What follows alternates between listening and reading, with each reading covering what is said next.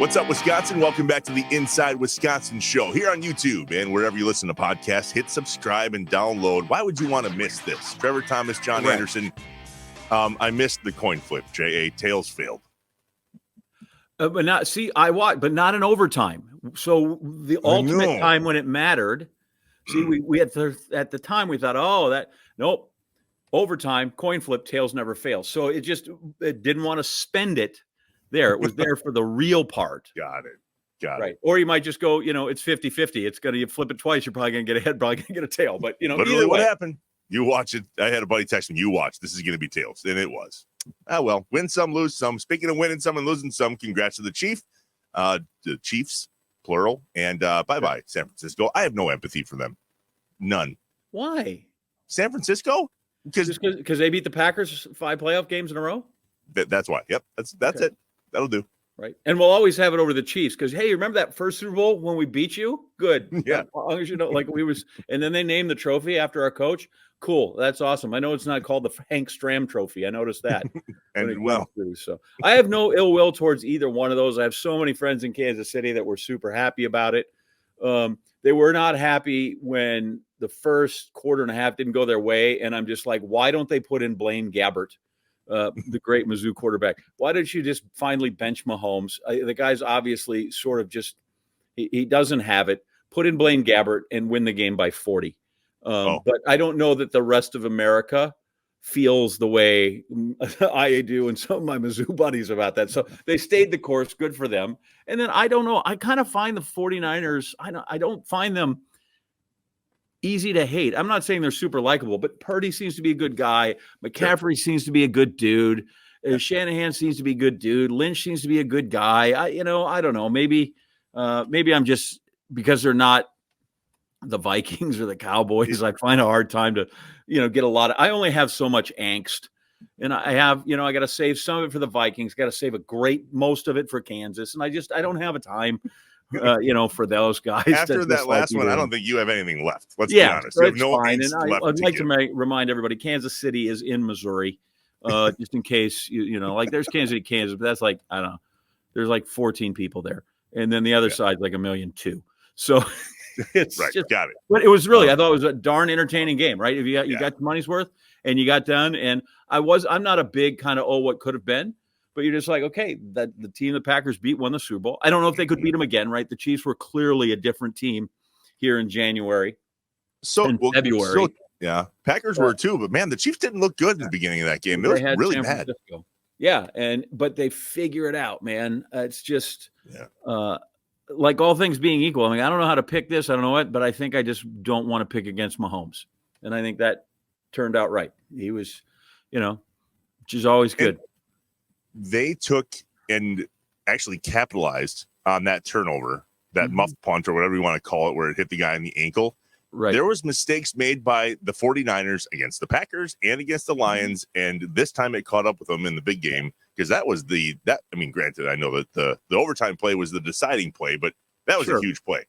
Yep. Yeah. Right. Like kind of, dropping a Brock Purdy interception that could have been returned for a touchdown, and who knows where you are when it comes through. Yeah, and good for MVS making another big catch. Yeah. And just when you thought he is going to have the postseason of a lifetime, he catches whatever little 4-yard square out that he had, good solid 5-6 yard gain. And he turned it into a 4-yard loss. But we should never get angry for a guy who gave full effort. But he's sitting there now. And he can't catch a lick and has 2 Super Bowl rings, which is crazy, and $10 million a year. So I guess maybe we should all just be living his life and take the flack. So fun timing about the Super Bowl is that our conversation on this week's show is with the Super Bowl champion, who just happened to be in green and gold back in 1996, Bill Schroeder.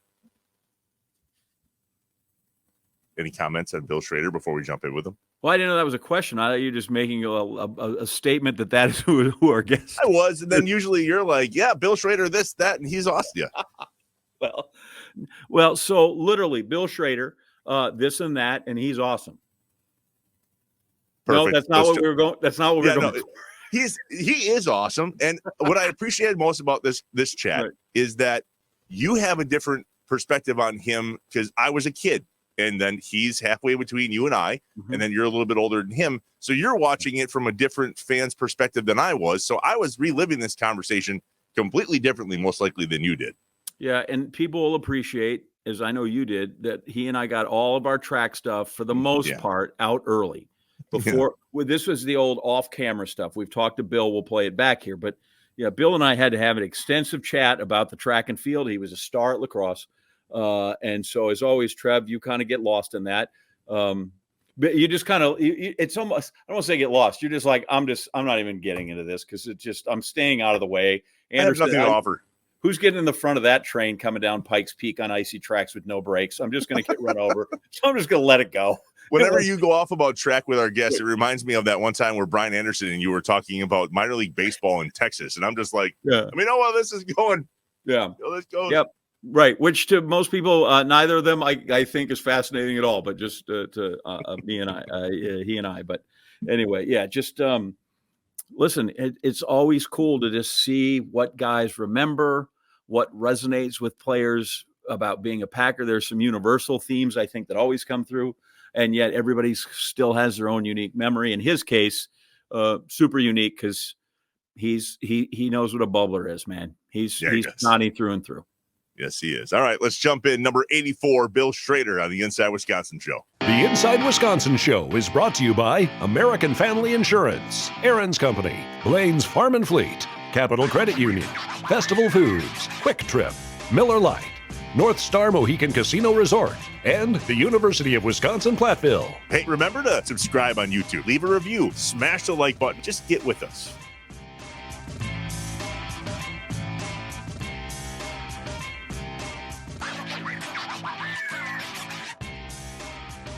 So most of us know Bill Schroeder as somebody that has Packer fame, but we're going to talk a lot about track too today. I think there's going to be a little back and forth. I'll take the football questions in Wisconsin. You take the track. We'll go back and forth. Billy Schroeder, number 84, man. Good to see you. Thanks for coming on the show. My pleasure. Thanks for having me, guys. So yeah, the Packers easy. You can buy a jersey with 84. I want a bib number, right? I want something that you got a safety pin on. So which of those would you rather talk about? You want to talk football with Trevor? You want to talk track with me? Honest to goodness, the track season now is full swing. My daughter just graduated from La Crosse, and she's at Wisconsin now, but she's not competing. Awesome. But my son is competing at Wisconsin La Crosse and having a heck of a season. So track right now would be good since our green and gold isn't in the Super Bowl this year. Yeah. What'd I tell you, Trev? I'm just telling you. You need to get on board.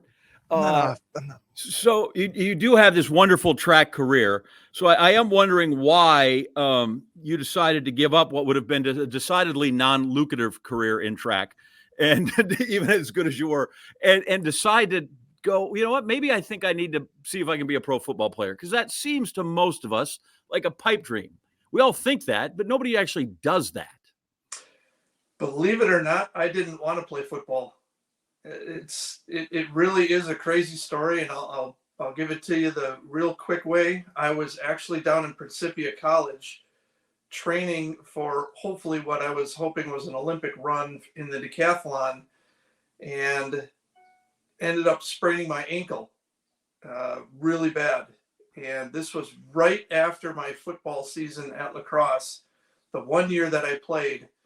And I realized I'm not going to be able to do track. I couldn't find any sponsors that would donate money to help me get to track meets across the country or even across the world. And I couldn't afford to pay for a coach.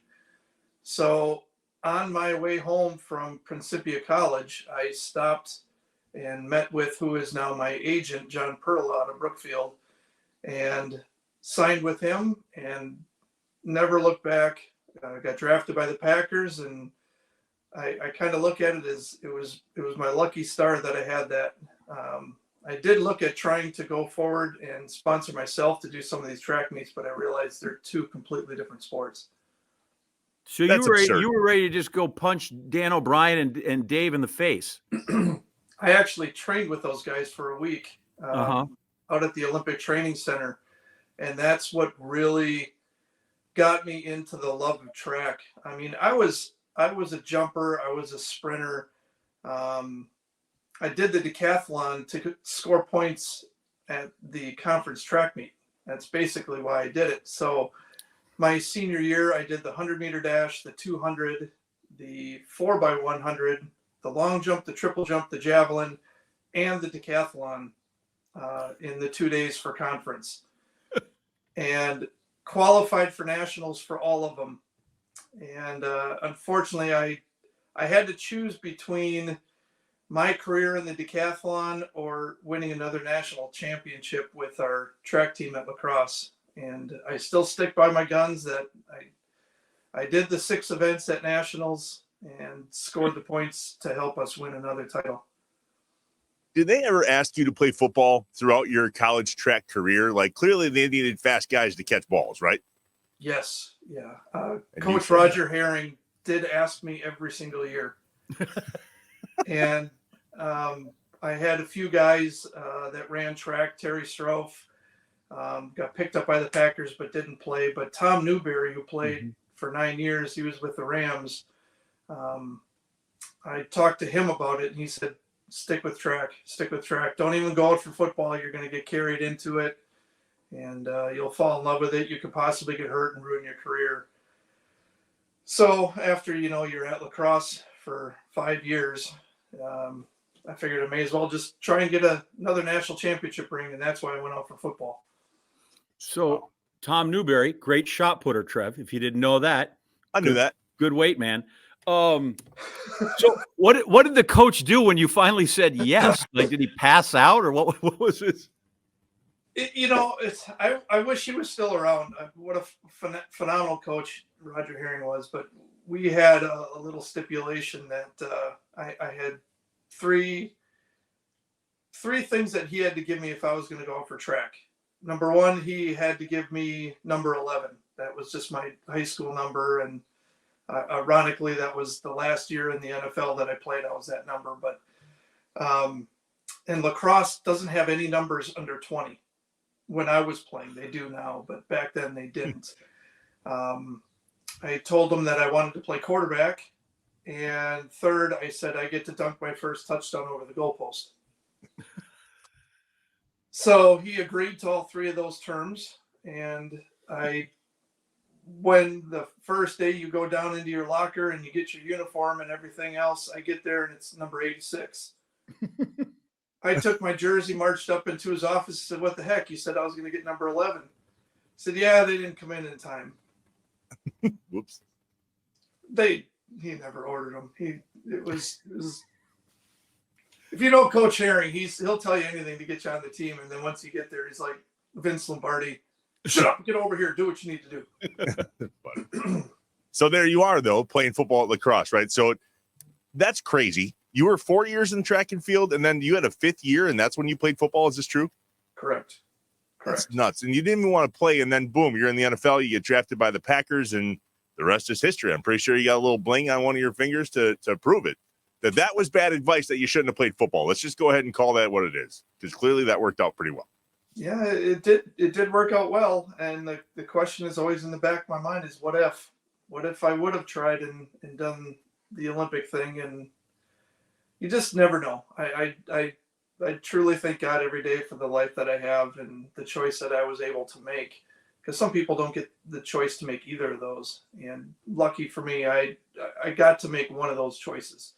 I don't regret the choice I made. I got to play for the greatest franchise in sports history for quite a long time, and now I get to work for them sometimes, and it really is an honor. In your home state too. Let's cover that real quick. Like, you only wanted to play for the Packers. Born in Eau Claire, grew up in Sheboygan, went to La Crosse, ended up in Green Bay. You know how many kids are jealous of you, Bill? That's nuts. Yeah, I was pretty jealous of myself when I got that phone call of getting drafted. I realized how ironic that is and how lucky I was. And I think that's one of the reasons why I played as hard as I did, is I wanted to give back to what I was given, and I didn't want to lose what I had worked so hard for. And even considering that some of these guys are Division I athletes, they play 4 years of Division I football, sometimes 5. And here I don't even play a full season and I get drafted. So there was a chip on my shoulder for quite a few years of me always trying to prove everybody that I was good enough to play. And when you're coming from a Division III background and only playing 1 year of football, there's a lot of strikes against you with the media. And over the years, I've had to learn to deal with that. And, now I just look back and say, hey, I was lucky. I got to play for 11 years in the league. I got to run track at La Crosse for 4 years. I mean, what more could a sports athlete want? I always think it's amazing with the NFL because if you can play, they'll find you. I am just astonished at the Larry Allen. They find at Sonoma State, and these guys, and yet somehow they can't pick a quarterback number one, which is marveling. But this was like it's the whole Cinderella story. You want to paint that, but there's some hiccups along the way, right? Because all of a sudden you get to Green Bay, and then they trade you, and then that goes sideways. So at what point did you think, okay, I have to dig in because you had to have some wherewithal that I can do this because there were still some things that pushed back at you that said, I'm not sure you have a career in the NFL. I didn't believe that I had a career in the NFL. It did take me a few years. The first year I was on the practice squad, I get activated for the playoffs, first game against Detroit, second game against Dallas. And I got to play special teams and just a little bit of receiver, but I am not a polished receiver by any stretch of the imagination. Early in my career, I was a track athlete and I was trying to learn how to become a receiver. And when you take a professional sport like track and field, and then you put it into something like basketball or baseball or anything, football is unbelievably difficult to try and become an athlete in. You just don't do it overnight. You just don't do it in a year or two. I mean, that's why some of these guys are doing it for 15, 20 years. And I just go back and look at it as like, I did as much as I could. I would come home and practice things at home. I would study my brains out. And I just realized I was really behind the eight ball with my experience. So I knew I had to start putting in extra time. And when I got traded to New England, that was a huge wake-up call that the Packers didn't owe me anything. This is a business. I'm going to go to whoever is the next team that wants me for whatever they need me for. And when I broke my foot in the first game of New England that I was at, that's when I realized I am kind of a piece of meat in this market. And that's when I started to say, hey, look, you have two chances. You just used your first one. And I went back and just trained like crazy. I got lucky that New England released me and Green Bay picked me back up. And, I never looked back from that. I worked as hard as I could. I worked harder than I've ever worked in my entire life. And I'm telling you, I worked really hard in track. And I never wanted to lose that position in Green Bay. Like I said, I think it's the greatest sports franchise there is. And walking out of that tunnel each and every week, when you have that opportunity, the fans are just loving every person that walks out of that tunnel with the green and gold on. And I wanted to be a part of that for many years. So take me inside working hard, because in this case, it seems to me like you can lift weights and you can train and run and blah, blah, blah. But receiver's nuanced. It's running routes. It is knowing calls. It is getting off the line. Like, how did you train into that stuff? Because that seems to me to be what would have been lacking as you try to get into this thing. Isn't just, okay, I'm fast or I'm strong. It's all these other things. So how do you develop that skill set? Exactly right, John. You look at receivers nowadays, you get some of the guys that are fast, but so are the defensive backs. You have to be a route runner. You have to be a defined route runner. Just running a 12-yard square out is not just running 7 steps and cutting to the sideline. You have to put your own wiggle on it. You have to be able to get these DBs to think you're doing something completely different so you can get open. You have to have karate moves in order to get off the line when these guys try and press you.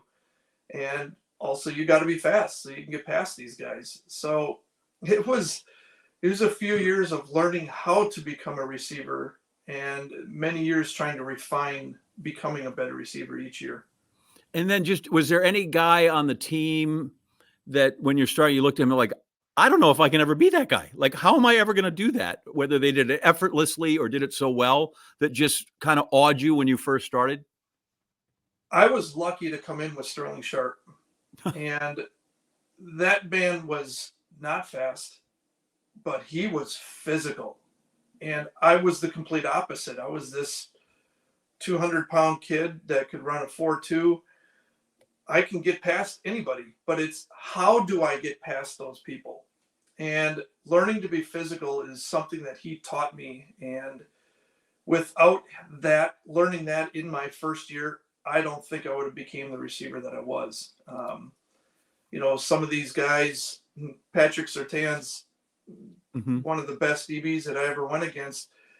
That dude would come up and jam me almost every single play. And it's a difficult thing to have to deal with that over and over again as a rookie, as a first year or second year player. And the later in my career, the more people came up to me, the more I'd like it.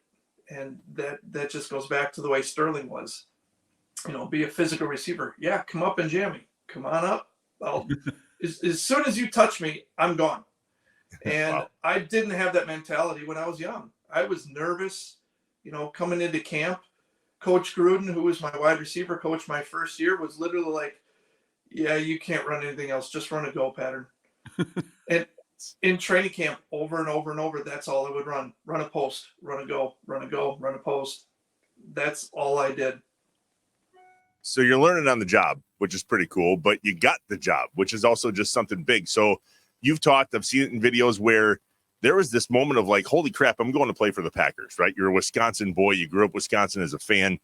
Take us back to that first time you walked in the building. You deserved to be there, yet there had to have been that, are you kidding me? Like, I'm literally doing this. This is nuts. So that is one of the stories that I love telling people. Who's your main, I wouldn't call him the idol, but who is the one who had the most influence in my career? And the first person that I met was Reggie White. And this is the biggest man to date that I had met in the sports field. And he, as I'm walking into my locker room, again, this is down in Arizona. So it's not a normal locker room. It's like a high school locker room. And all the players are in there looking for their, getting ready for practice. And I'm just trying to find my locker. I'm like that freshman that goes into high school for the first time looking for his locker. And no joke, Reggie White walks up to me, looks down at me, puts out his hand and says, Bill Schroeder, I'm Reggie White. Welcome to the Green Bay Packers. And I just stood at him. First of all, I was amazed that he didn't crush my hand. But that was just like, to me, you hear all the rookie nonsense about hazing and everything else. And that just blew my mind. I mean, everybody on the planet knows who he is. And here he introduces himself to me and welcomes me to the team. And that, from that point forward, it was always in the back of my mind. If I ever have the opportunity to do that to somebody else, whether it's sports or whether it's anything outside of the home, always be personable, welcome that person so they feel accepted. And, Reggie was that guy. He was a true leader. And that's our show. Thanks, Bill, for joining us. Good luck. We'll see everybody next week. Seriously. So if that's one moment, running out to Lambeau Field in your uniform the first time has to be a moment as well. Oh, John, growing up here. Trevor, did you grow up in Wisconsin? Yeah. Yes, sir. Johnson Creek, Jefferson area. Oh, yeah. So back in the day when I was playing, the tunnel was in the north end zone. It's now all covered up. Mm-hmm. And, going and practicing out there is one thing. You go through the tunnel and, everybody's walking through there, and you walk out onto the field and there's no fans.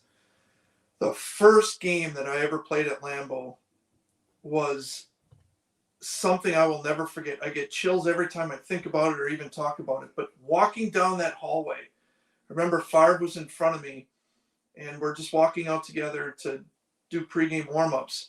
And you walk down the stairs, and there's nothing. There's just stairs. There's nothing on the walls. and it's a cement hallway, and you can just barely see the end of the hallway. And I'm starting to think to myself, like, oh my gosh, this is amazing. I finally get to go out in Lambeau Field and play a game here. And then you start to hear the crowd, and then all of a sudden it was just deafening to me. There was nothing. I heard nothing. And I realized it's like I'm walking through the tunnel where hundreds of Packers have gone through here. Hall of Fame players. And I could go through all the names that you guys all know, but that's what was going through my mind. And I'm staring at Favre's jersey as I'm walking out. And I finally get out, and it's like, oh. And I get out there, and the crowd, well, they start cheering. And I'm like, holy crap, listen to all these people cheering.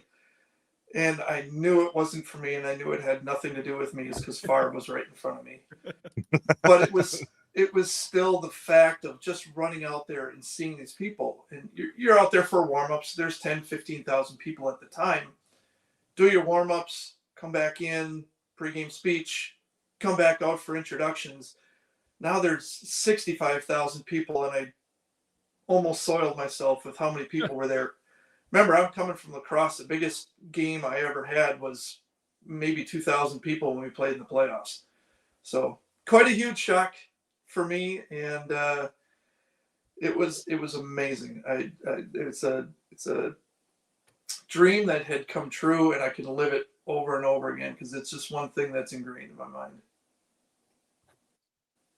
Going to be ingrained for mine forever, literally. Like, behind the scenes, John's doing this, showing me like goosebumps, like on his arm. That's nuts. Watching Favre walk out ahead of you. All right. Right. What's amazing is, like, you go to Old Timers Day now, right? And they treat you the same way. You walk out the tunnel again, and it's almost the same thing all over. Yeah, but they don't call it that anymore. But thanks, John. I do appreciate the Old Timers thing. I'm the oldest guy in this room. I'm fine. No, but the Packers alumni really take care of each other. Kathy Dworick does a fantastic job. Nathaniel Washington has now taken over for Tony Fisher there, and they do such a great job with all the retired Packer players, and being able to come into the stadium whenever you want, come to games as an alumni, sit in the alumni box. It is something special. I know there's some teams that don't have that kind of stuff. I know the Packers is the only place that you can't get tickets. I mean, it's just impossible, where they got 100,000 waiting list now, but they do welcome you here. And that is one of the reasons why I stayed here in Green Bay. It is a big family, and I appreciate it very much for what the Packers have done for me over the years. Yeah, we appreciate what you did for us too. All right, back in a bit, more with Billy Schroeder, Green Bay Packer, Hall of Famer, right? We'll get to that. The Inside Wisconsin Show. The Inside Wisconsin Show is brought to you by American Family Insurance, Aaron's Company, Blaine's Farm and Fleet, Capital Credit Union, Festival Foods, Quick Trip, Miller Lite, North Star Mohican Casino Resort, and the University of Wisconsin-Platteville. Hey, remember to subscribe on YouTube. Leave a review. Smash the like button. Just get with us. So, Festival Foods and Super Bowl parties and food galore. Talk about helpful. I'm going to be for 3 days after eating my face off at our party. Face off. My boy John Henson, I am not on the Twitter, but I got to look at one of his, and it just said there are 3 days of the year that I eat like I'm going to the chair. Thanksgiving, Christmas, and Super Bowl Sunday. And he had this picture of his massive spread, and he's like, and this is for 4, and 2 of them are children. So obviously Jackson and Josie May were there, and John and his kind of significant other, which is great. So yeah, I get it. This is people always talk about, right? Like, the game should either be on Saturday, so people can skip church on Sunday, or otherwise they're stuck skipping work today, or they come in just bloated and hungover. And so I'm not there for National Holiday. I like where it is, because all the games are always played on Sunday, right? That's still the traditional day. So let's play it on Sunday, and then just people handle your business. You're adults now. Get up, go to work. Even if you eat your face off, take a Pepsi, take whatever, and go. But I'm glad that I'm glad Festival Foods was able to outfit you. I just hope that they had enough to outfit everybody else beyond you in case they you did. went crazy. We did go crazy. And the best part about it was they're super helpful with everybody's party, including the ones that we invited. So Amanda runs the festival to make sure that we have everything we need and runs into at least 2 other people that are coming to our party, going to Festival Foods and getting their things to bring. Yeah, how's your refrigerator on leftovers right now? You stacked up, or did you get rid of most of it? Stupid, absolutely full of leftovers. We'll be eating Super Bowl stuff all week long. That is going to happen, 100%.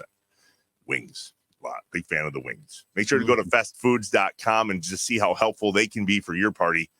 March Madness is right around the corner. We're probably going to hit that pretty quick here. Sure, I'm going to gorge myself then. All right, I like food. Did you spend enough that your next tank of gas is just absolutely free? Right? Yeah. Eat and spend so much that like you're going to go to the pump and it's going to cost like 6 cents. Gas rewards. I'm going to go try that. Job at Festival Foods. We're back in between segments with our guy Bill Schroeder of Packers fame and lacrosse.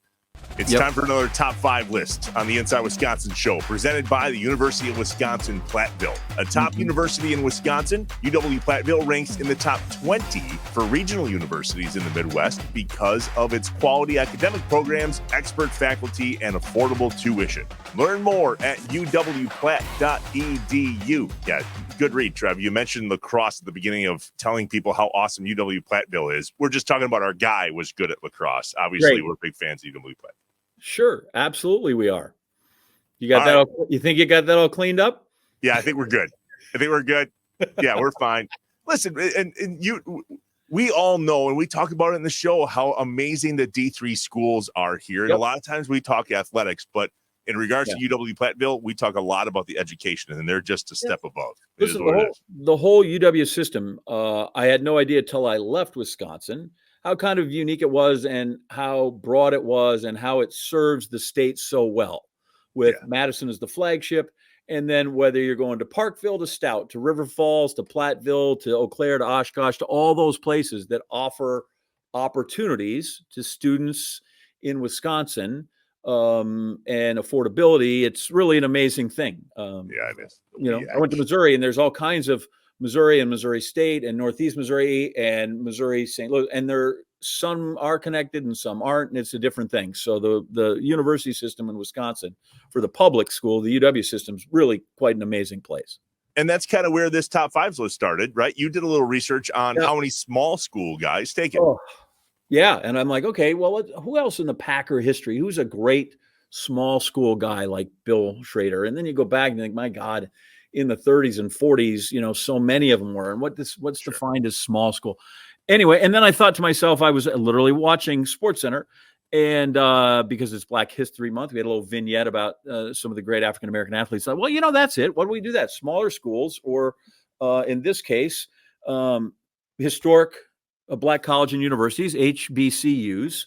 And how about a list of, since February's Black History Month, what I think are the 5 greatest Packers who went to HBCUs. So that's where we landed on that.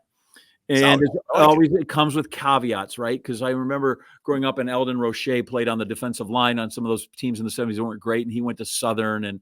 And I can remember going to the Packer office and paying a dime or what it was to get they'd sell you pictures out of the file. And I had one of Kenny Payne, who went to Langston University, which is in Oklahoma, and guys that, like, you remember probably Corey Bradford, who was from Jacksonville State, or Cledius Hunt, Kentucky State. So those are all in there. So these are my guys. Okay. And so, as always with the top 5, we begin with number 6. Honorable mention. Which is Ezra Johnson. Remember big Ezra Johnson? First round pick. Don't you remember when who was the guy said, "Oh yeah, do you remember who the 2 first-round draft picks were?" And I'm like, "Yeah, it was Ezra Johnson and Mike Butler." I do remember Ezra went to Morris Brown University. He was a first-round pick in 1978, and he was number 9. He had some seasons that were amazing. Then he had some injuries. He was up and down. But before they made sacks an official stat, there was a year where they went back and looked, and he had 20 and a half. Oh, wow. So when he was good, he was really good. So we have Ezra Johnson. He's just on the outside. Number 5, Elijah Pitts. Great Packer.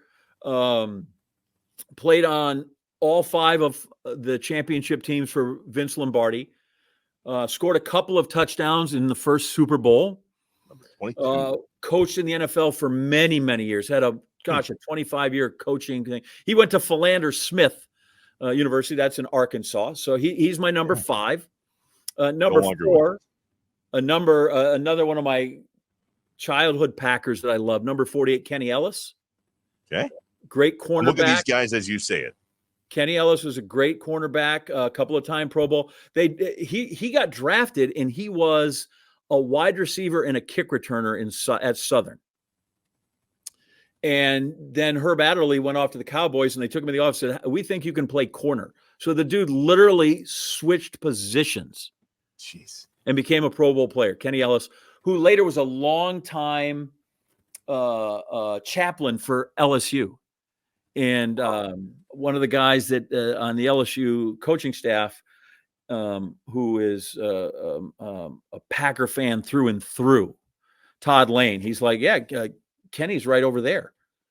And I so wanted to go meet him, and time restraints, and couldn't. And it's one of the great things, a great miss in my life right now that I have not been able to get to him. Number 3, here's one you will know. Another defensive back. Okay. Second round pick. 2005. What years did he play? 2005. With Bethune-Cookman. You with me yet? Hold on. 2000.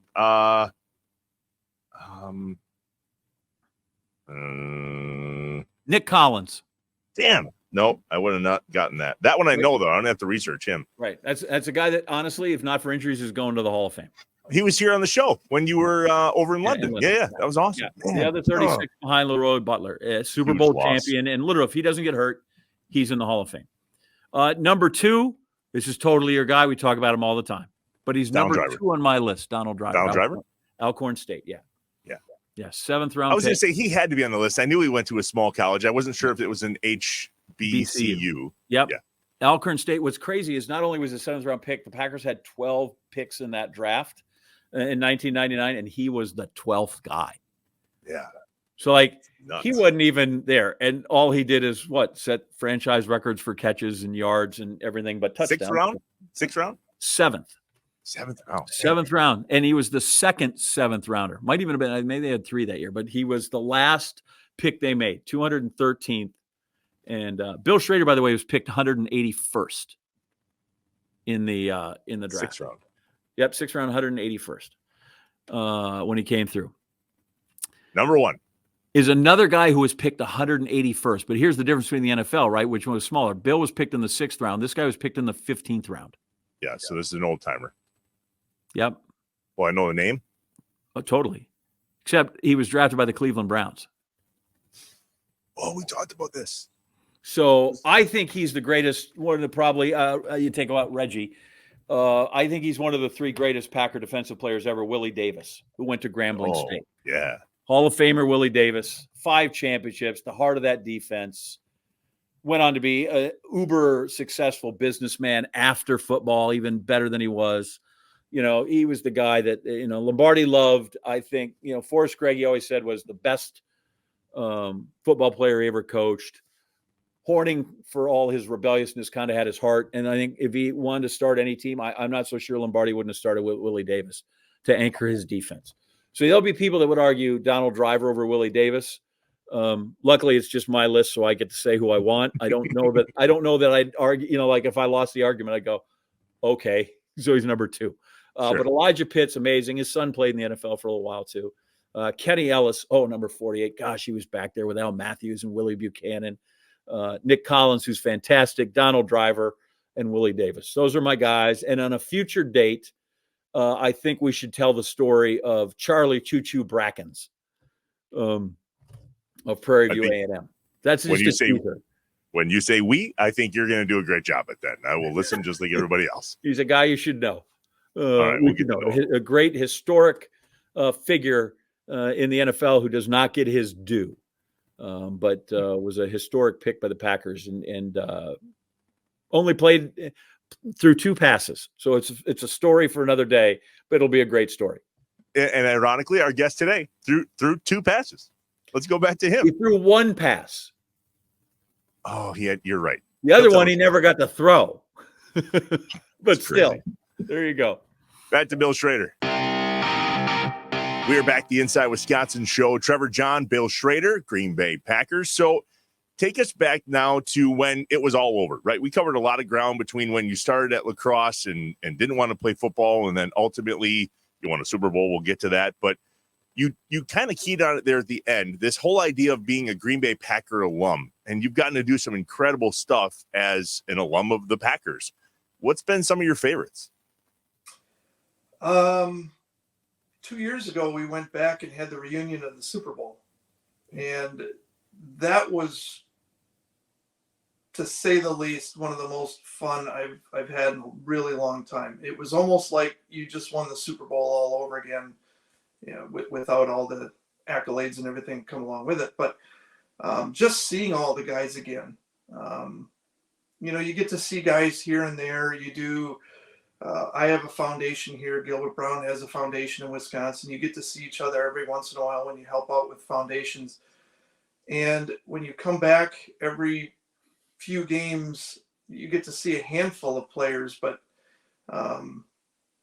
you don't get to see everybody. And that was a special year. I mean, winning a Super Bowl is, as people can tell, it's a difficult thing to do. One team out of 32 wins each year. And as soon as that game is done, some of these guys you'll never see again. Some of them won't come back. Some of them will retire, whatever. So coming back to that one is really amazing. And I think what I enjoy now is going to the events that the Packers put on, whether it's a golf appearance, sporting play, trap shooting that we do for the NFL alumni, things around town where I get to do charity work and community service. And I get to see some of the guys that I haven't seen, but I get to hang out with the guys who I used to watch, the guys from the 70s and 80s. And that to me is a lot of fun. You know, I get to hang out with David Whitehurst, Lynn Dickey, Paul Kaufman, lots of guys from that era. And it's just weird to me that I got to watch these guys on TV, and now I get to hang out with them. And it's so cool. These are my people. These are my people. Trevor and I always argue about, like, he'll say, who's number 80? And he'll go, it's Donald Driver. I'm like, no, it's James Lofton. Right. Like, it's crazy. You talking about my people. By the way, have you ever had a big Ryan Fire reunion that you've gone to, or is that strictly more Super Bowl stuff? I haven't been back to Germany since, but I wouldn't mind it. Okay. I didn't know. Did you play with my boy, TJ Rubley? I did. I really did. I covered TJ for a year, a good Iowa kid at Tulsa, and if not for a terrible quarterback sneak, might still be on the roster in Green Bay. Exactly. Yeah, we had a lot of fun out there. There's that's a whole nother show I can tell you about with that one. But yeah, it was a lot of fun. But going there, did you learn what you were supposed to? Like, did you learn the craft? Did you get better being there? Guys, let me tell you, being on the practice squad all of 1996, going to the Super Bowl, going to play in the World League. I had 1 month off. Went to the World League, played all those games, went to the World Bowl that year, came back, had 2 weeks off, and then came back because we had 5 preseason games with the Packers that year. By the way, we went to the Super Bowl that year too. Let's just say by the end of this season, when I was done with football, I didn't do a thing for 2 months. I don't even know if I got out of bed. That was a long stretch of football. I wanted to do something else. Okay, so that was not the hardest working you ever worked in your life, those following month or two after that. Longest working, yeah. Sure, very good. So, okay, you played football in Germany, and then you came back, right? And then the Packers. So we asked those that have a Super Bowl ring, tell us a Super Bowl story off the field, excuse me, that nobody would know, right? Frank Winters told us a few. John Kuhn told us a few. What do you got up your sleeve from the Super Bowl that maybe didn't happen on the field? That's a fun story. Oh, boy. A lot of people don't remember that Jimmy Mack was on our roster that year. And I got to know him really well. He and I played dominoes every lunch hour, and he had a little bit of spitfire in him that I got to learn. As a player, you really don't get to see those kinds of things.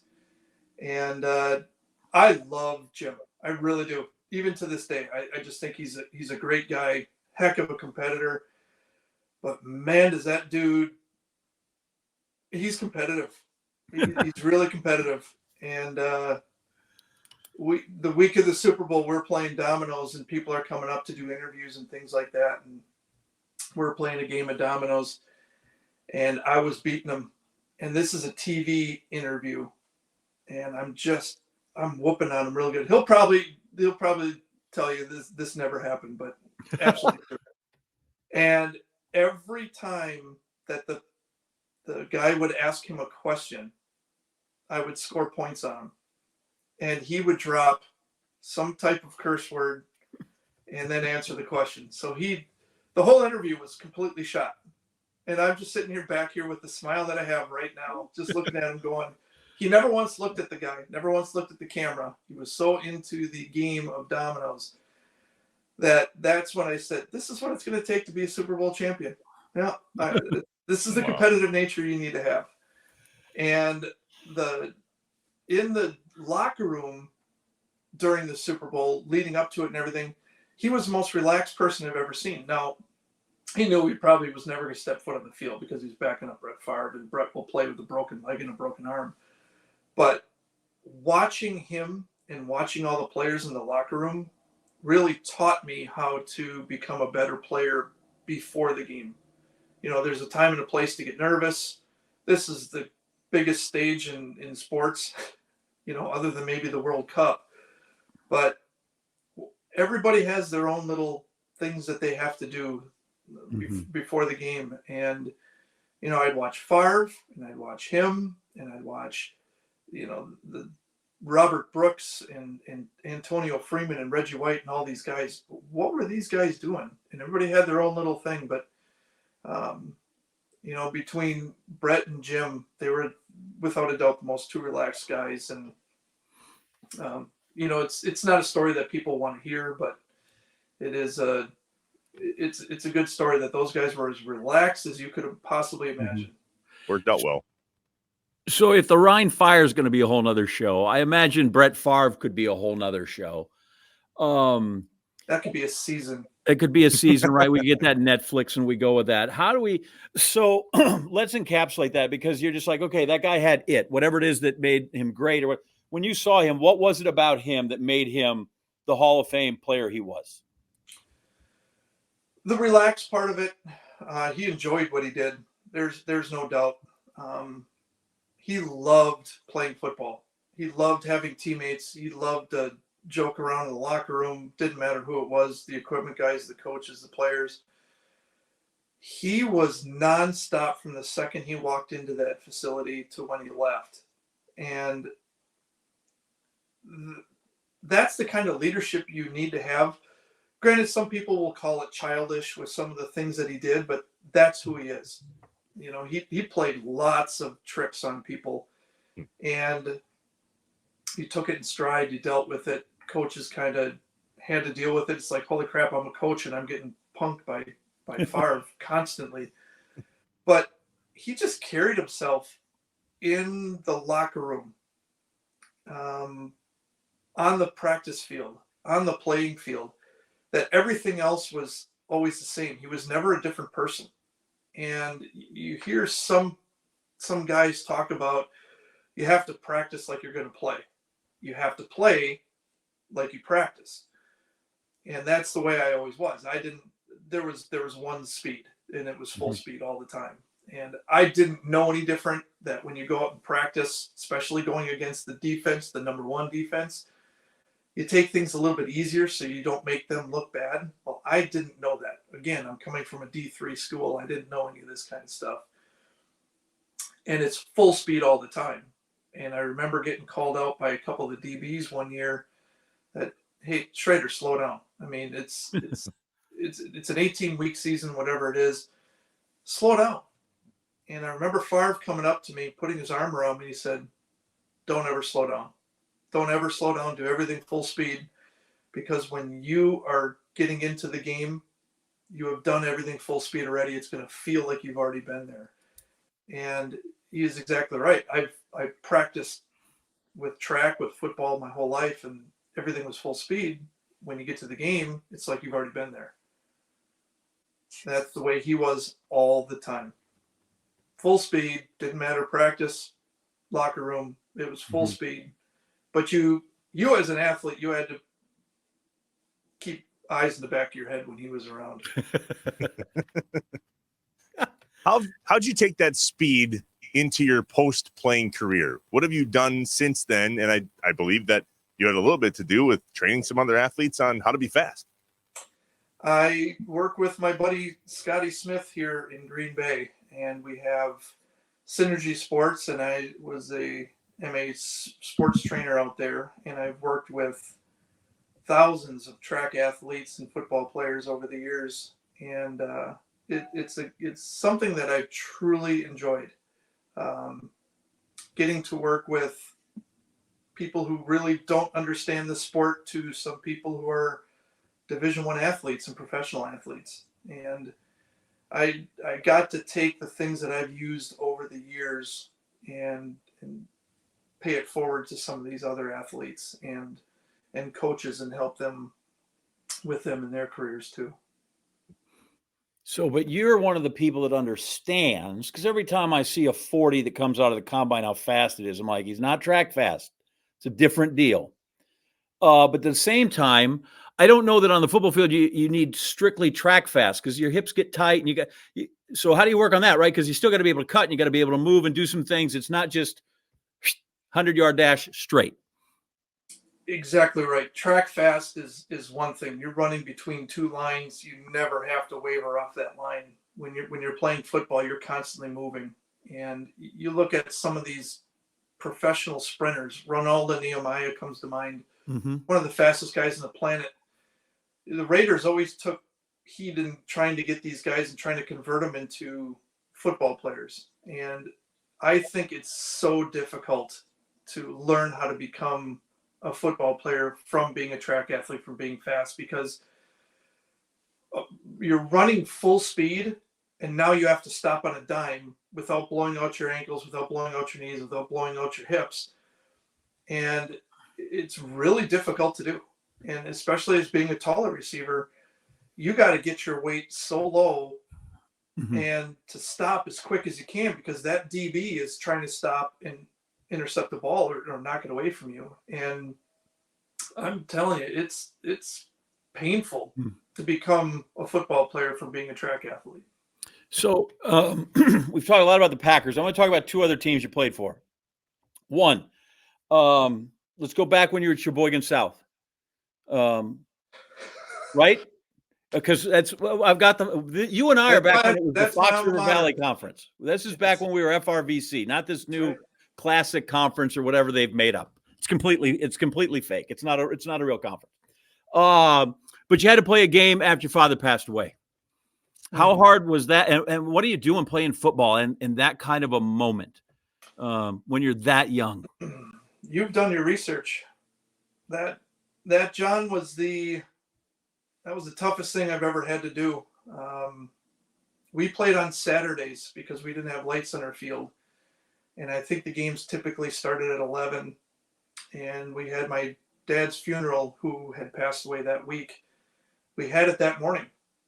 And I stood waiting for all the people in line for 3 hours before the service started. My dad was a teacher at Sheboygan South High School, was a coach for many years. And it was standing room only. I couldn't believe how many people showed up for that. And by the time the game started, it was an hour and 15 minutes delayed because of the funeral. And playing in that game, I really don't remember anything other than scoring the touchdown that helped us win the game. And it was just a blur to me, because I was playing the game. I knew what I was there to do. I blocked the things out of my mind, but every time I'd come to the sideline, I would always look up in the stands, and he wasn't there. and my mom was there, and it was different for me. And I realized, okay, now my mom's my cheering section. That's going to put a smile on my face. And I'd go back out, and it was the most difficult thing I've ever had to do. But at the same time, it was the most rewarding, because my dad was that type of guy. He would have said, get your ass out on the field. Don't you feel sorry for me. You go out there and play. Kind of like what Favre had to go through with his dad. And you go out there and you do everything you can. And when the game is done, you're like, what just happened? And that was nice that you brought that up, John. I don't get to talk about that very often, but it was a rough day. It was a rough week. It's always on my mind too. And it was a 7-6 win over Kimberly, if I recall. Kimberly. Yeah. Let's remember, how many they people won are state beaten? many years, and we beat them that year. I was going to say, Well, not many people have beaten Kimberly Listen, since then. It happens since I guess I learned this when I was a kid. It's amazing how resilient you are at that age. You didn't know things that you think, gosh, there's just no way I'll ever overcome this. And then it happens to you, and you have no idea what depth you have, the well you have of things to get through and conquer. And it was amazing to kind of read about that, and now to hear from you how that went. So that's one end of the spectrum. And then you've got Super Bowls. And you touched on the Packers coming down that tunnel. So I've heard from the other side, because you played for the Lions. Correct. What's the visitors tunnel like? Like, I've heard you almost have to walk sideways through that tunnel onto the field because it's so small. What's that and the visitors locker room like once you've been a Packer, to walk into and see that side of the stadium that doesn't seem like it should be yours, but it is? Yeah, you look at the new stadium, called the re-enhanced stadium with Lambeau now. It's an amazing facility. The locker room has been enhanced a little bit, but when I did come there, I heard horror stories that it was a bad locker room. It's worse than a high school locker room. And I know, I haven't been in there since. I know that they've redone some of the things so it's not as bad as you seem. But yeah, you come through that tunnel and you can't walk side by side with another player. Not at all. You have to walk up some stairs, down some stairs, make a couple turns, walk through this long tunnel, and it's awful. Yeah, and I think the Packers, one of the things, and I was a part of, before the Packers let me go, they took me around the state to help raise the funds so we could redo the stadium. Mm-hmm. And that was one of the things they discussed. They said, we're not fixing any of that. We don't want people to come in here and be comfortable and play at Lambeau Field. They did fix the locker room a little bit because I think there were bugs in there or something. But yeah, it is not the most genuine place you want to go to in Lambeau Field. That would be the last place I would say you'd want to go to. So be it. Let's make that the case forever. All right, we're going to wrap it up with Bill Schroeder in just a second. Back in a minute. The Inside Wisconsin Show. The Inside Wisconsin Show is brought to you by American Family Insurance, Aaron's Company, Blaine's Farm and Fleet, Capital Credit Union, Festival Foods, Quick Trip, Miller Lite, North Star Mohican Casino Resort, and the University of Wisconsin-Platteville. Hey, remember to subscribe on YouTube. Leave a review. Smash the like button. Just get with us. So we've had a pretty mild winter here in Wisconsin. It hasn't snowed any accumulating snow for the last 30 days, which means the sun's out. Let's have a Miller Lite. But by all means, J.A., why don't you in the New England area go ahead and take this snow that apparently you have coming afoot. So it's the middle of February, and you're acting like it's spring. It feels like spring. It go outside. The sun feels warm. The Miller Lite is cold. You can't use the outdoor refrigerator these days. No snow left here. I'm gonna go out on a limb. Okay. And I realize I haven't had a zip code there in Wisconsin in a while, but I just feel like there's probably some winter left. Dude saw his shadow. Much like you probably have a Miller Lite or two left over from the Super Bowl, I feel like there's some winter left over too. Yeah, so full don't case go crazy. And maybe that's just because I allegedly have a northeaster coming bearing down that's going to drop like 8 to 12, or, it's typical weatherman. Could be 3 to 5, could be 6 to 12, could be 8 to 16. Because, right, why not double it? Packers could score 12. They could score 24. They could score 36. So aren't we all prognosticators? But I know I'm going to have to shovel my way out of that and then head off to Albuquerque for a big track and field meet. But we have lots of winter here. Luckily, though, and I was so right. What's the first thing you do when you hear that? Even if you're experienced, right? Do we have milk? Do we have water? Do we have bread? Just in case you're there for a few days. Sure. I open it up and I'm like, oh, there's Miller Lite in there, so I won't need to do that. might need another loaf. There's some other brands in there too, but there's a lot of those white cans in there. I want 2 pictures from you during this storm. 1 with Miller Lite in the snowbank, and 2 of your local weatherman with his sleeves rolled up. It is go time. Dude, honestly, by the time this is done, they may not have time to put on pants. I'm almost convinced of that. Oh, man. But you see it now, right? At first, you're like, what are you talking about? And now you see it, don't you? No, I see it. And I believe I sent a picture of you. And the last one I think I sent was, it's getting serious over here. And there was no sleeves and no ties and no jackets, no nothing. Yeah. But there is Miller Lite. Miller Lite, great taste, 96 calories. Go to MillerLite.com/Inside Wisconsin to find delivery options near you, or you can pick up some Miller Lite pretty much anywhere they sell beer. Tastes like Miller time. Celebrate responsibly. Miller Brewing Company, Milwaukee, Wisconsin, 96 calories and 3.2 carbs per 12 ounces. I'm not mad at an early spring. Quicker we get back on the golf course and have a little Miller Lite out there. See what doesn't bring us together. All right, we're back to wrap it up with Bill Schroeder, the Inside Wisconsin show. Trevor, John, 2 from me, Bill, and then the lightning round with J.A. First things first, I know you're a hunter, right? So tell me, did you hunt with Favre? Did you ever get out with Favre? I did with Favre and Peterson, yes. Is there a tail there? No, not really. That's his way of saying there's absolutely a tail, but what happens at deer camp stays at deer camp. Got it. I can appreciate that. Yeah. That was we didn't shoot anything. Thank goodness. Okay, all good. Got it. Noted. Last one. Where do you call home now? Right, you're from Wisconsin, but I know you bounce around a little bit. But have you always lived here? Where's home now? I live in Sheboygan, which is right down the road from you. I have to be close to the stadium because I still do things there. Still have lots of family in the areas of Wisconsin, so this works out good for me here, and we'll see if I move soon. Yeah, no, I doubt it. Yeah, listen, people don't leave very often. That's what I found. I'm an outlier when it comes through it. So, all right, I got a bunch of these. These shouldn't take long. There's just a lot of them. We're just going to fire through them, okay? Yep. When did you know you were fast? Oh, geez. I didn't. I guess when I was at La Crosse running track, I wasn't fast then. All right. Favorite player, Packer player as a kid?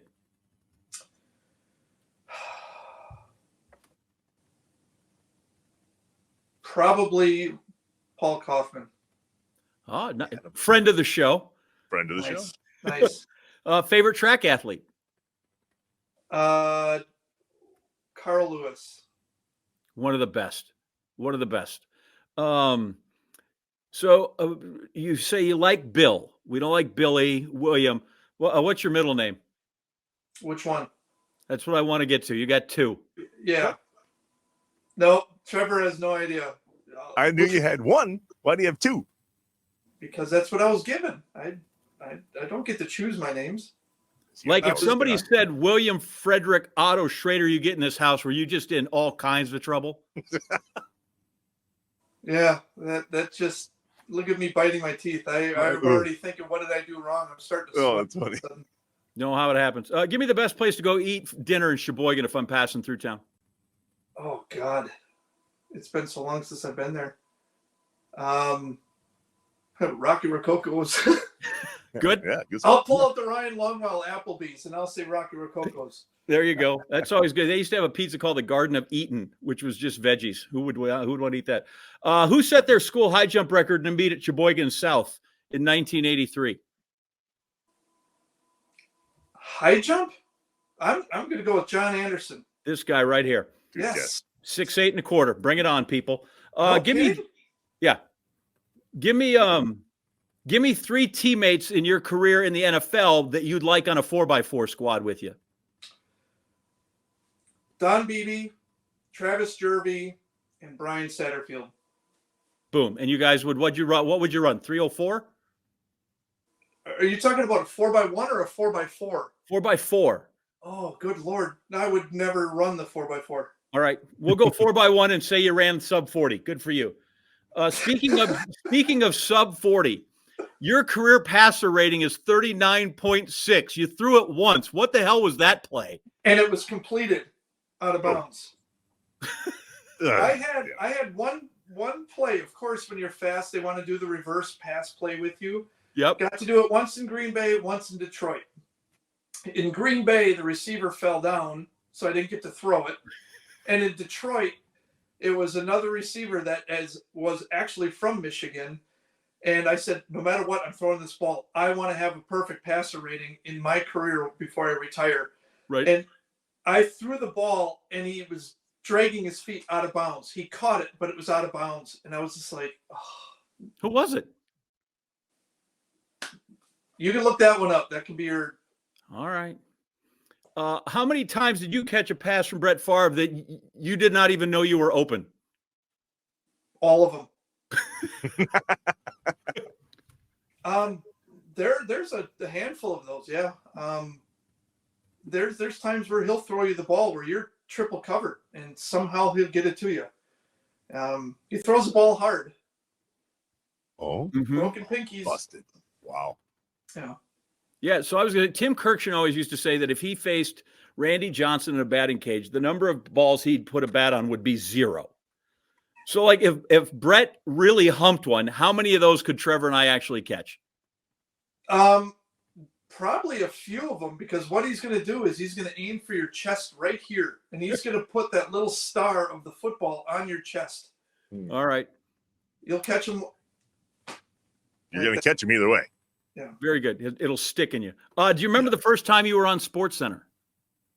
I think it was for Plays of the Week when we played against the Dolphins, and I caught a pass and I was running to the end zone. I jumped from the 5-yard line, and the 2 guys came through and smashed me, and I did a somersault and landed in the end zone. And I think that was top plays when they did the top 5 plays of the week. And I think that was one of the few times. Fantastic. The Brewers have a radio guy named Bill Schroeder. He mispronounces his last name. Do you have more career catches, or does he have more career hits? Oh, good Lord. He's got more hits. You have 304 catches. He had 303 hits. What? All right. Now I got to meet him. That's cool. That's cool. And the last one I have is I texted Derek Mays last night for a Bill Schroeder story. Which one did he tell me? Oh, God. It has to be with being his roommate. Something that has to do with his roommate. All right, here it is. You can tell me. I'm going to call it up. It is not that. He said you jinxed him on Monday Night Football. And what did I say? He said that tonight Randy Moss came through at Lambeau and tore us up. Rainy night, we're losing. Mike H. was mad as shit. Our main returner, Roll Preston, had cramps, was drinking the night before, couldn't go. Billy was the backup. I was punt safe. We had a 3rd down stop on defense. In a fit, Mike calls off Billy, calls me to go return. I just come off to a big game against Carolina. He said, anyway, I go out there, grab my helmet. Billy shouts, hey, D, don't get yourself hurt. Antonio Freeman, Travis Jervey are like, man, don't say that kind of thing. I go out, I field the punt, run towards my old college roommate to have him tackle me nice and soft. And while I hit the ground, some fool flies over the pile, hits me late, tears up my knee, and I tear an MCL. Sorry, D. He blames you. Nah. He has never told me that story. He can't believe it. See, there you go. He's probably been hiding this from you. He didn't want to ruin your relationship. Now I've just outed everybody on this thing. Oops. D Mays, I thought we were boys. And then he just came through. He's got a son. He's got a son who can play basketball. He's really good. Before we let you go, because I love the track, brag about your son. I know your daughter graduated. Congratulations. Diploma's good. We want to have that. She's in med school. She's in med school in Madison right now. Even better. So she's gonna make way more money than your son because he's gonna be a track guy. But tell me about Luke, because he's really good right now on a Luke really had good team also. Thank you. The team is unbelievable. They graduated nobody from winning nationals last year, and they have a lot more stud athletes this year. They're going to be really good this year. And Luke has really put in the work this offseason. He's been doing fantastic, and his times have just plummeted from last year. He's really been working with his coaches there, coming back home, working with me, and he has dropped already 0.36 seconds from last year in the hurdles, which is an eternity. Mm-hmm. And he's almost a full second faster in the 200 from where he was at this point. And, we just hope he stays healthy. He does have a few health issues and that he's been dealing with for many years, but he's putting in the work. He's a great student. He's a great teammate, great friend, great son. And, it's, again, I know this podcasts air all the time, but he runs tomorrow, and I really hope he does extremely well. He has some big goals like his dad used to have all the time. And let's put it this way. I get asked this question all the time too. Who's faster? And he is faster in every sprinting event that I've done so far that he has done, but he hasn't beaten me in the jumps. So that's the only thing I've left. You got that going. By the way, even if they win another national championship, you go like, call me when you win 6. Yeah, there you go. Right? Like they won outdoor last year, right? La Crosse. They won indoor last year. Okay. They took second outdoor. All right. Yeah. You can just say like, all right, cool. We only won 6, but have at it. By the way, Trevor, D3 track right now is owned in our state because La Crosse is 1, Oshkosh is ranked 2, and Eau Claire is number 3. There's not many D3 sports that aren't owned by the state of Wisconsin. Let's be honest. Yeah. Pretty. Well, we got this conference really is superior to most states in almost every sport, and there's a lot of great athletes that, because we don't have any Division II schools here in Wisconsin, that a lot of these athletes just get passed over and they stay in state schools. And as much as I joke around with people who go to other schools, it's a phenomenal conference. I mean, you go to that conference track meet and you're going to see some amazing times. And, a lot of those people are going to be running at that national meet. There you go. Can you still dunk? Can you still dunk? 53 years old. Can't do it. Damn. That's one of my greatest childhood memories. I know I mentioned this to you off the air, but you and a bunch of Packers came and played basketball at Jefferson High School, and that's all I can picture. Jumping out of the gym. Bill was jumping out of the gym. It was ridiculous. I miss those days. Kid. Yeah. I was going to say, I miss the track days, not so much just because of the performances. I just miss being kind of young and bendy and athletic, those kind of things, right? Like it's not even so much the speed that I miss. The flexibility is the thing that I would like to be when I was 19. I could do about anything. Now it's a constant right? Just to get loose. Funny. So and anyway, I hear it from my son all the time. It's like he's such a competitive kid, and he's always trying to compare himself to me because now he's at La Crosse, the record boards. He's trying to break all my records. Their 4x1 team last year. Now they were national champions, set a national record. So obviously they're really fast. The first time he runs on this team, he comes off. And I'm like, great job, son, great job. Give high fives to everybody. He comes and whispers in my ear. He goes, "Sorry, Dad, we just knocked you off the top 10 list." There you go. At La Crosse. Yeah, they broke 40, right? They ran sub 40, which is pretty studly. They're going to be amazing this year. So there you go, Bill Schroeder. Thank you so much, man. Maybe we get rid of Trevor and then we'll talk more about this La Crosse team and the track team and all these other things because I find that way more fascinating than catching passes, but that's just me. I'm goofy that way. So thanks so much for your time. We appreciate it. Thanks. Thank you so much. Thank you guys. Yeah, there you go. And thanks so much for representing the Packers in the state so well as well. You're a credit to all the cheeseheads in Dairyland. I appreciate it, John. It's great working with you today. And Trevor, it's nice seeing you again. Hopefully we can do this again sometime soon, and best of luck to you guys.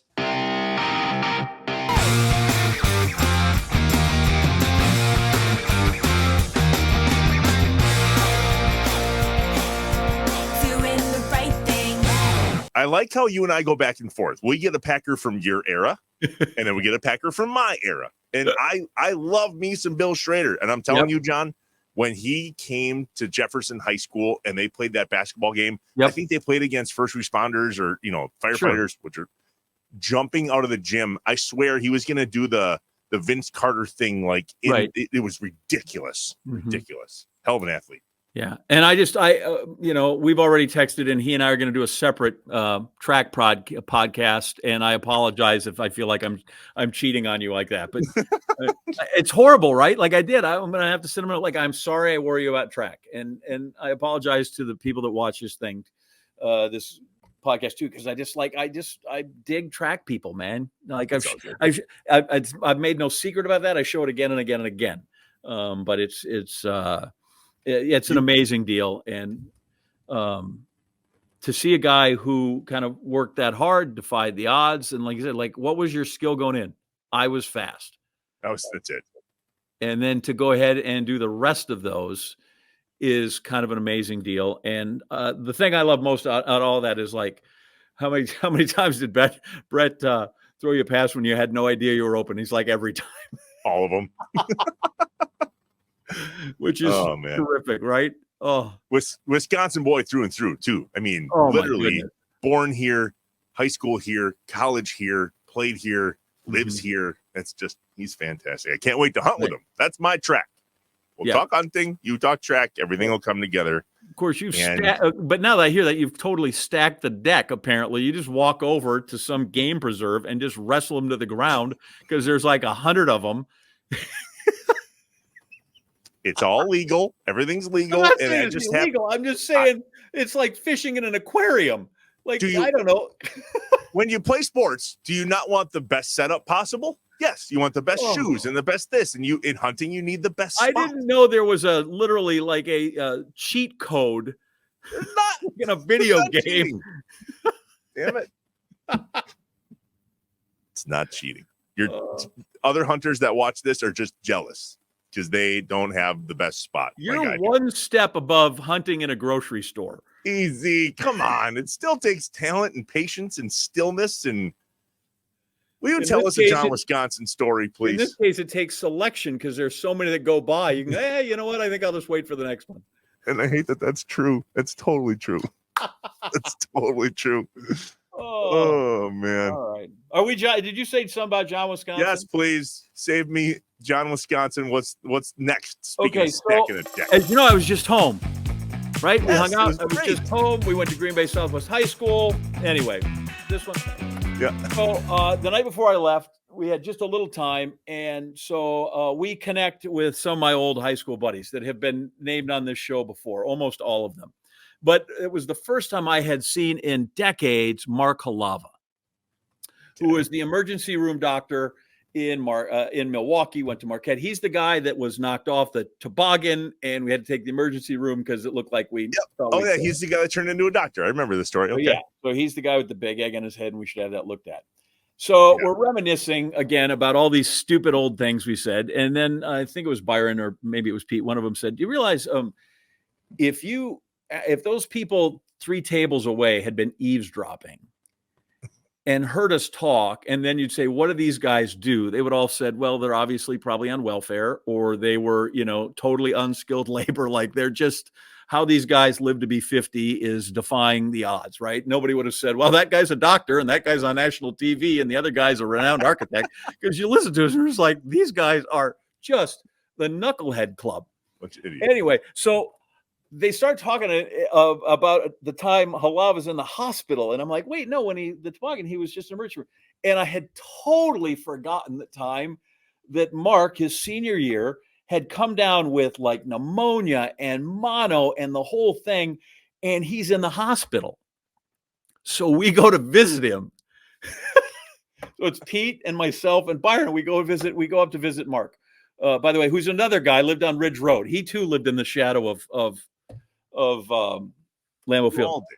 That's crazy. So we get there, and apparently, and then it starts coming back to me. Pete and I, thinking we are funny, we start messing with his bed, right? And he's laying down, and then we'd move him up, and then we'd move him back, thinking, yay, look, the electric bed. Well, every time we moved him up, he had been so dehydrated, he'd pass out and go down. So then we'd move him back, and then and he'd kind of come to, and we'd go back. Then we decided we wanted to just raise the whole thing up. So we're doing this, and now it gets stuck. It's stuck up here, right? So he's supposed to be here.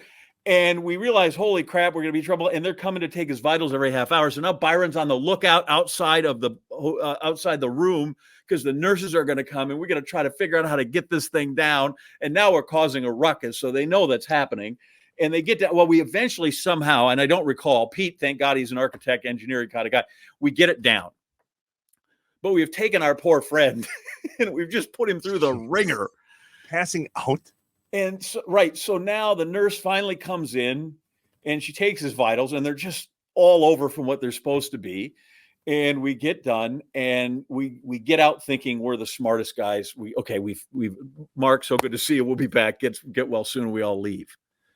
Well, now Halava tells us the other night for the first time, he's the patient, mind you. And the nurse came in and read him the riot act. Oh, those guys can't come back here. I don't know what they were doing up here. And he's like, I'm the patient.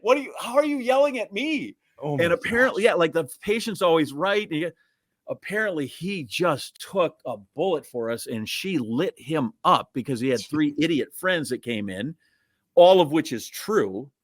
And we shouldn't have. We should have been scolded. We were long gone. So yeah, we learned out my boy Paco, my boy Halava, he just got hammered because of our idiocy.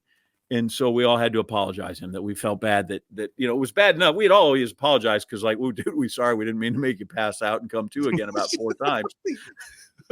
But we only recently found out that he caught 9 kinds of hell when we left. Wow. And he was told that we were not allowed back. Luckily, we didn't go for a repeat appearance, but we would apparently have been stopped at the door and been escorted out because of that. And I feel terrible that my guy Halava, who was dealing with, sickness and put him in the hospital, and then we got him yelled at.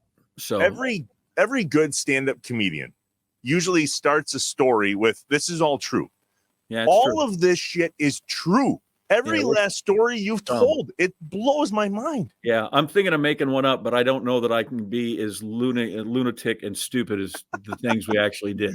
Yeah, the authentic stories are very true, and you can't make them up. That's what makes them great. Yeah, we're just so, and there's one thing to being, you're like, oh, we were harmless and mischievous and not really bad guys, which is all true, but that doesn't make us any less stupid. Or, as a good song I just heard before we jumped on today, it doesn't make you stupid. It just makes you young. And if we don't have lessons when we're young, you have to learn lessons when you're an adult. And let me tell you right now, that is not fun. I tell my daughter all the time, who's 20-year-old Katie, don't ever trust a dude till at least they're 25, because they're going to be knuckleheads until then for sure, and probably for 30. Minimum, yeah, exactly. But anyway, so and to the people at, I don't know, was he at St. Mary's or St. Vincent's? He might have been. I don't think he was at Bellin. Whatever it is, I just, if you happen to be working that night, we're sorry. Our apologies. Happened. Good. All right, man. Well, that's a good one. Our thanks to Bill Schroeder. Our thanks to you and your knucklehead friends for creating stories like that. And our thanks to you coming home. More about that in the next episode. We're going to cover a lot of ground. Oh, boy. Yeah, real fun. All right. For John, I am Trevor. As you were, Wisconsin. We'll see you next time.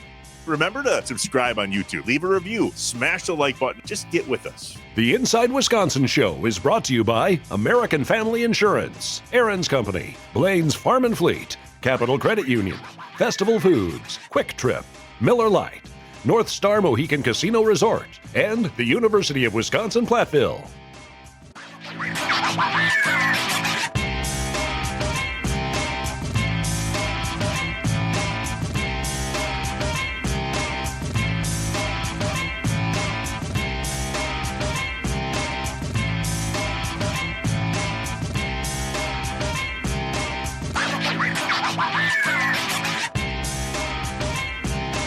Shut up and sit down.